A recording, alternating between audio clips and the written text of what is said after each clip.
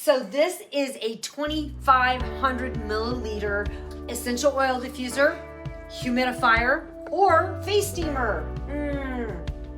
Oh, it smells so good.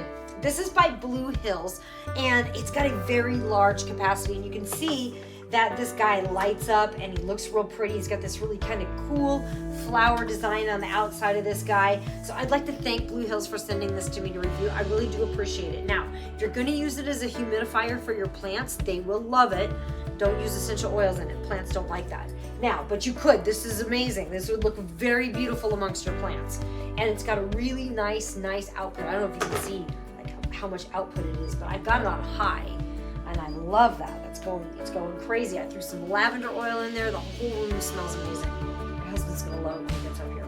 But this comes in a bunch of different colors. They've got a bunch of different capacities. This 2,500 milliliter will last a really long time. It will last for hours. So if you have a really large capacity room, it's good for that.